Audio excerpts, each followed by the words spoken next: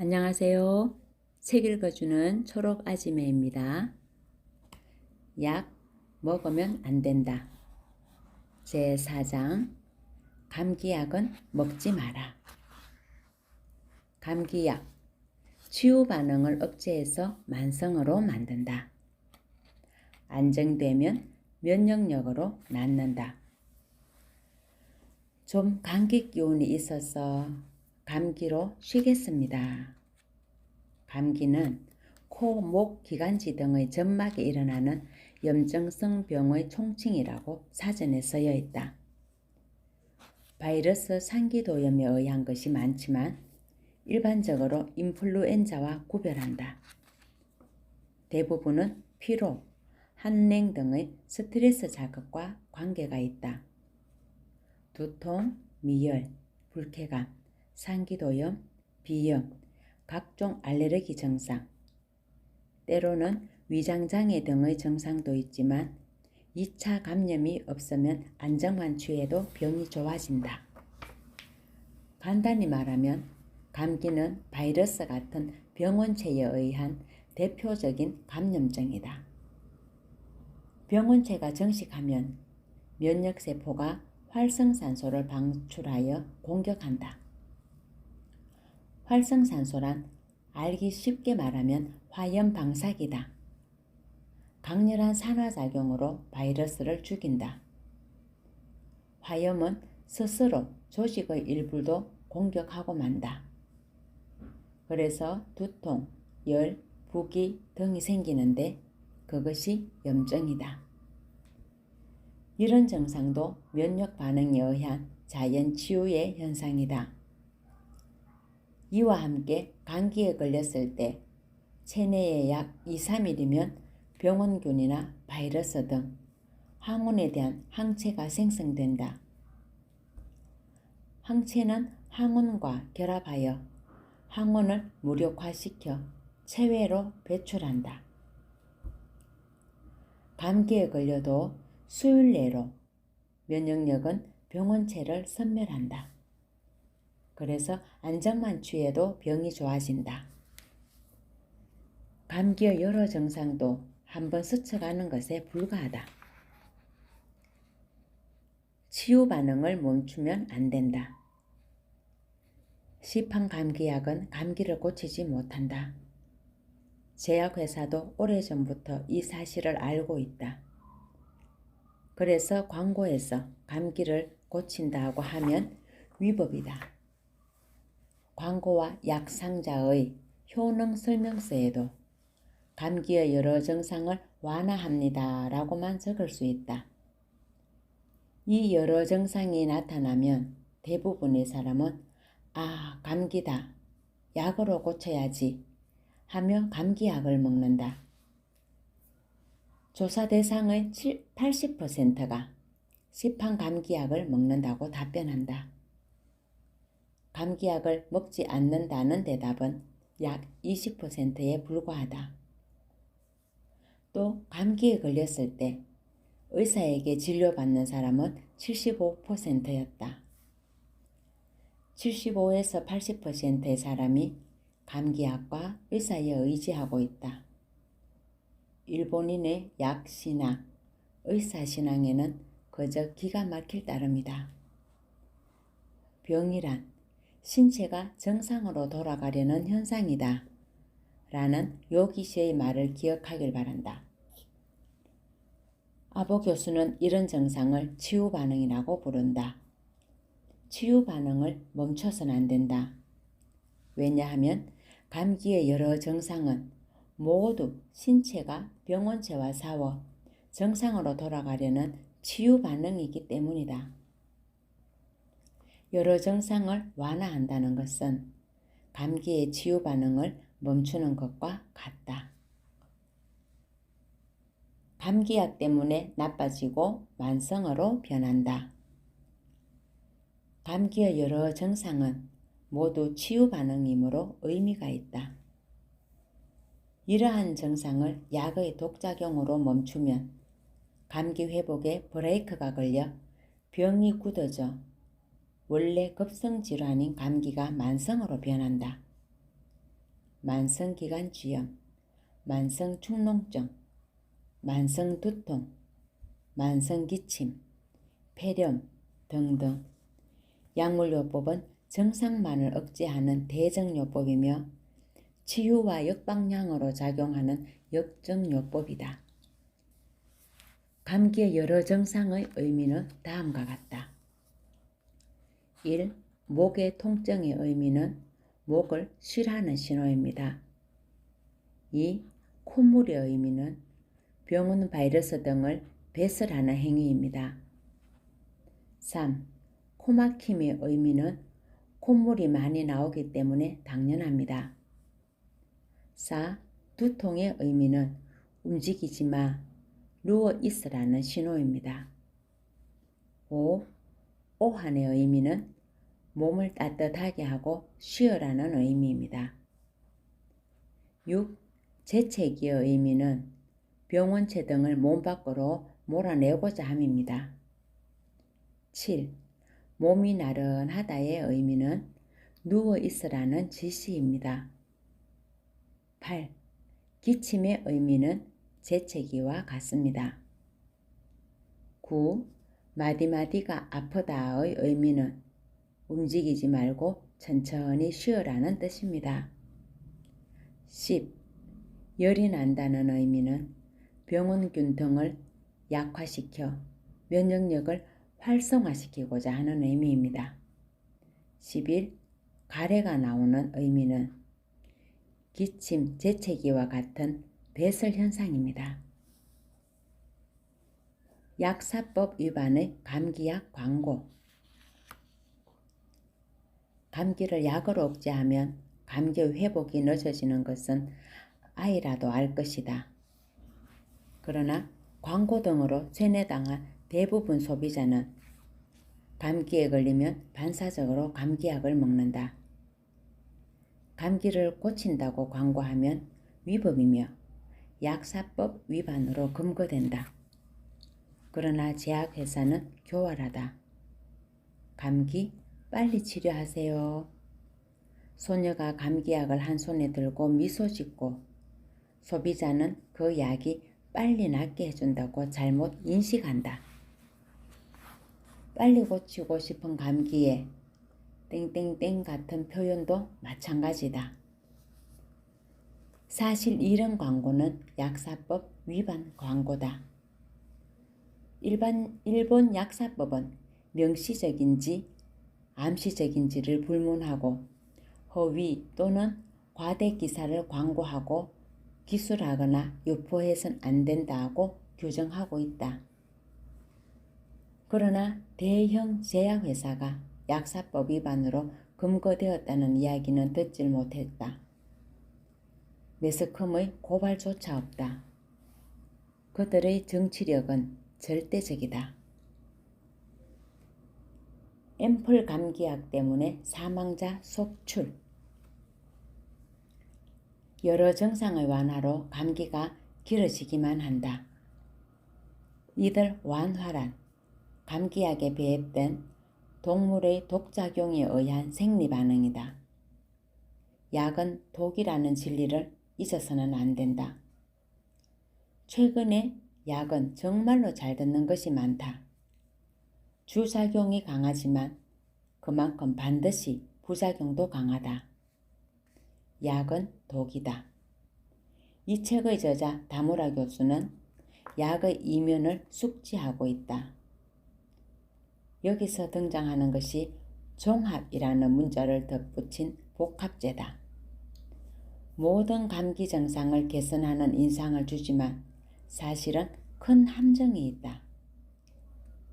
다무라 교수는 시판 종합 감기약의 예를 든다. 감기약에 가장 많이 배합하는 스루피린은 해열 진통제의 일종이다. 1960년대 대량 광고로 판매한 앰플 감기약에 배합되어 있었는데 이것을 먹고 갑자기 사망한 희생자가 속출했다. 피린제 투여에 의한 쇼커사다. 피린제의 대량 투여와 남용은 혈관 확장을 수반한 혈관의 이상을 초래한다. 그 결과 혈압 저하가 발생해서 뇌의 혈류량 감소로 의식불명, 기관지 모세혈관 투과성의 항진으로 부기, 호흡곤란, 전신의 혈류량 감소, 냉증 등의 증상이 생긴다. 간장의 약물 분해, 신장의 약물 배설의 기능은 저하하고 쇼크 증상은 계속 지속된다. 종합 땡땡약은 상승작용이 두렵다. 다무라 교수는 이어서 말한다. 서루피린 진통제는 위장장애, 골수장애, 심장의 근육 괴사 등 중요한 부작용을 초래한다. 이 약을 내장이 약해진 사람이나 노인, 임산부가 먹는 것은 위험하다. 또 항비타민제, 말레인산성, 크로로페니라민은 신경장애, 피부장애, 소화기 장애를 불러일으키고 염산 메칠 에페드린은 소화기의 활동 억제, 불면과 현기증 등의 정신장애의 부작용을 가지고 있다. 게다가 이 복합제를 같이 먹으면 부작용이 강화된다고 한다. 다재병용의 공포다. 종합 위장약과 같다고 할 수 있다. 감기약과 라이증후군 때문에 사망. 감기약의 특이한 부작용에 라이증후군이 있다. 라이증후군은 1963년 오스트레일리아의 병리학자 라이 박사가 원인 불명의 새로운 소화질환이라고 발표했다. 그 후 살리실산 제제의 해열제와 관련이 있다는 사실이 판명되었다. 특징은 이렇다. 감기, 수두 등에 걸렸을 때 일단 좋아졌다가 갑자기 구토하거나 흥분 상태로 깨깨거리거나 물건을 내던지는 현상이 나타나다가 이어서 의식이 사라져 짧은 시간에 사망하고 만다. 희생자를 해부하면 뇌가 부풀어 있고 간장은 노란색으로 변색되어 있고 신장도 새하얗게 변한 상태다. 이런 이상한 증상은 감기약에 배합된 해열제 때문에 발생한 것이다. 살리실산계 해열제와 라이증후군과의 인과관계가 명백해지자 미국에서는 의사와 국민에게 아스피린계의 해열제를 수두나 인플루엔자에 사용하면 라이증후군에 걸리기 쉽다는 경고문을 발표하였다. 이런 조치에 따라 미국에서는 이 약의 사용이 영유아를 중심으로 감소하여 그 결과 라이증후군의 발생이 격감했다. 2008년 1월 시판 감기약은 큰 부작용이 일어날 위험이 있다며 FDA는 2살 미만의 소아에게 투여 금지를 권고하고 있다. 드물지만 시판약으로 말미암은 사망이나 경련, 심장의 두근거림, 의식 레벨의 저하 같은 부작용을 보고받았기 때문이다. 게다가 6살 미만의 아이에 대한 효과를 입증할 연구 성과가 없어 사용하면 안 된다고 한다. 배뇨장애의 범인도 감기약이다. 최근 소변이 영 시원치 않은 사람은 나이 탓이라고 단념하기 전에 감기약을 의심하는 편이 좋다. 부작용으로 배뇨장애를 일으키는 시판 감기약도 있다. 콧물을 멈추는 성분인 항히스타민 약이 주의가 필요하다. 이 성분에는 항콜린 작용에 따라 방광의 수축을 억제하는 기능이 있어 소변 배출을 악화시켜 소변 축적이나 빈뇨 등 배뇨장애를 일으킬 위험성이 있다고 약사인 호리미치코 씨는 주의를 준다. 전립선 비대를 앓고 있다면 배뇨 때문에 더욱더 곤란하다. 병이 악화됐다고 착각하여 약의 복용량을 늘리면 부작용이 걱정된다. 호리 씨가 운영하는 약국에 전립선 비대 환자가 약을 사러 왔다. 여느 때보다 약의 복용량이 늘어난 것을 수상히 여겨 꽃가루 알레르기나 감기약 등 콧물을 억제하는 약을 먹고 있지 않나요? 라고 물었더니 먹고 있다고 한다.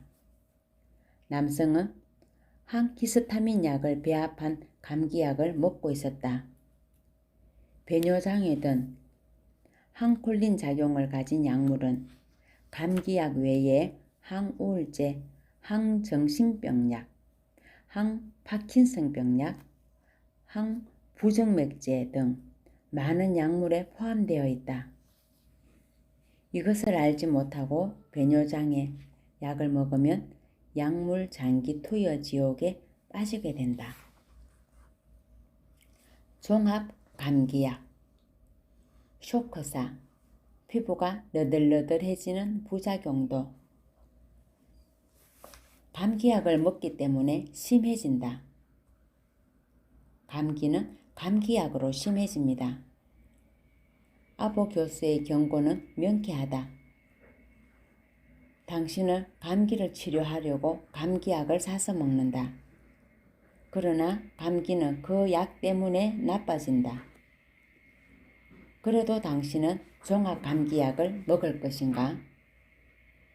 소염 진통제를 비롯한 감기약은 모두 교감신경 자극약이다. 림프구가 사오는 시기에 소염 진통제를 먹으면 림프구의 전력이 꺾여 감기를 악화시키므로 먹는 것을 그만두십니다. 아세트아미노펜계의 해열약 해열약은 과립구가 늘어 화농성의 염증을 악화시키는 일도 있습니다. 콧물, 코막힘에 땡땡땡 이런 광고로 친숙한 감기약이 있다. 이름부터가 코막힘이 쏙 나을 것 같다. 게다가 열에 효과가 있다고 그 상자에 적혀 있다. 특징은 빨리 녹는 액체인 캡슐이다. 첨부 문서에 효능으로는 감기의 여러 증상, 콧물, 코막힘, 재채기, 발열, 두통, 오한, 기침, 가래, 목의 통증, 관절 통증, 근육 통증의 완화라고 적혀 있다. 그러나 여러 증상은 몸이 나으려는 치유 반응이다. 따라서 이를 멈추는 것은 본래의 감기 치유를 멈추는 것이다. 이것을 기억하길 바란다. 이런 증상이 나타나며 몸이 나으려고 한다며 감사하고 안정을 취하며 느긋하게 쉬는 게 중요하다. 인간의 몸은 2~3일이면 회복하게 되어 있다. 그런데 감기약으로 치유 반응을 억누르기 때문에 감기가 낫지 않는다. 공포영화인가 중독성 표피괴사증 종합 감기약의 부작용은 다음과 같다. 현기증, 두통은 감기의 두통을 치료하는 약인데 두통에 걸리면 본말 전도다. 메스꺼움, 구토, 식욕부진. 메스꺼움이란 기분이 나쁜 상태다. 몸 상태가 점점 나빠진다. 발진, 발적, 가려움. 감기약의 독극물과 다른 물질에 피부가 거부 반응을 보이고 있다. 배뇨곤란, 얼굴의 달아오름. 감기약의 독성 성분에 몸이 저항하고 있기 때문이다. 목숨과 관련된 큰 부작용도 있다. 쇼크.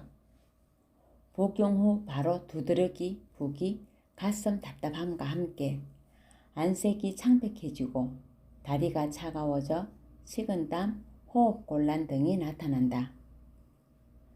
또한 아니필락시스라고 부르는 급성 약물 알레르기로 급사할 수도 있다. 스티븐슨 존슨 증후군. 고열로 피부에 점이 생기면서 붉어져 화상 같은 물집과 전신의 피부, 입, 눈의 점막 등의 증상이 나타난다. 피부가 너덜너덜해져서 마치 공포영화처럼 무시무시하다. 다른 이름으로는 피부 점막 안 증후군 또는 중독성 표피괴사증 등이 있다. 아버 교수가 화농성의 염증을 나쁘게 만든다고 경고하는 아세트아미노펜은 이 종합감기약의 주 성분이다. 900mg이나 배합되어 있다. 놀라운 일이다. 간기능장애, 전신이 나른해지고 피부나 눈이 노래진다. 먹으면 폐렴에 걸릴 가능성도 있다. 간질성 폐렴, 감기약을 먹으면 폐렴이 된다. 이것도 웃기는 이야기다. 감기를 치료하지 않아 폐렴이 되면 안 된다고 생각하여 소비자는 약을 먹는다. 아이에게도 먹인다. 그것이 폐렴을 일으키는 위험이 있다는 건 누구도 생각지 못한다. 그러나 종합감기약을 먹으면 비극적으로 이어질 우려가 있다. 헛기침, 가래를 수반하지 않는 기침, 헛기침을 수반하여 숨참, 호흡곤란, 발열 등이 나타난다. 이것은 도대체 무슨 말이란 말인가? 감기 증상이 심해지는 것뿐이다.